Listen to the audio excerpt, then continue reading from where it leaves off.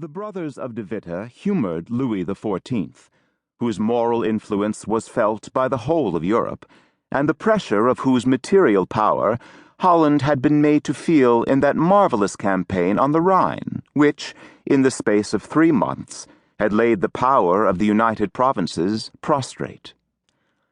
Louis XIV had long been the enemy of the Dutch, who insulted or ridiculed him to their heart's content, although it must be said that they generally used French refugees for the mouthpiece of their spite. Their national pride held him up as the Mithridates of the Republic.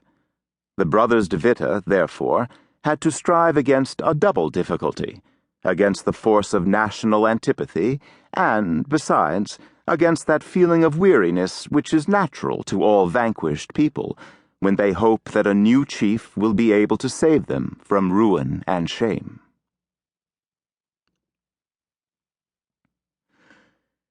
This new chief, quite ready to appear on the political stage, and to measure himself against Louis XIV, however gigantic the fortunes of the Grand Monarch loomed in the future, was William, Prince of Orange, son of William II, and grandson, by his mother, Mary Stuart, of Charles I of England.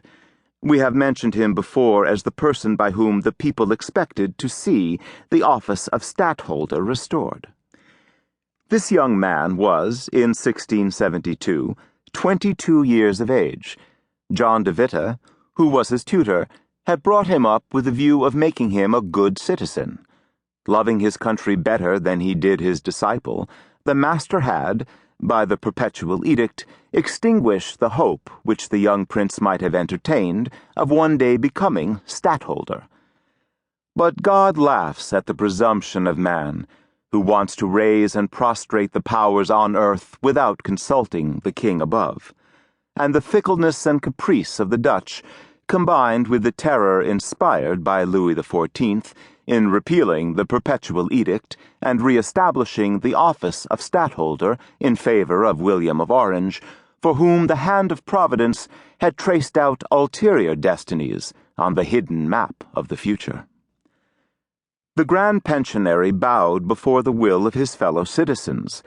Cornelius de Witte, however, was more obstinate, and notwithstanding all the threats of death from the Orangist rabble, who besieged him in his house at Dort, he stoutly refused to sign the act by which the office of stadtholder was restored.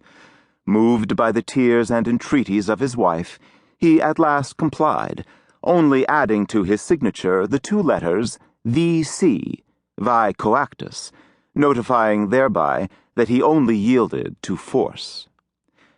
It was a real miracle that on that day he escaped from the doom intended for him.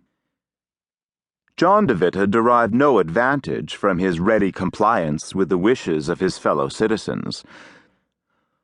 Only a few days after, an attempt was made to stab him, in which he was severely, although not mortally, wounded. This by no means suited the views of the Orange faction. The life of the 2 brothers being a constant obstacle to their plans, they changed their tactics, and tried to obtain by calumny what they had not been able to effect by the aid of the poniard. How rarely does it happen that, in the right moment, a great man is to be found to head the execution of vast and noble designs. But it as rarely happens that, when the devil's work is to be done, the miscreant is not at hand, who readily and at once enters upon the infamous task. The wretched tool in this instance was Tichelaar, a surgeon by profession.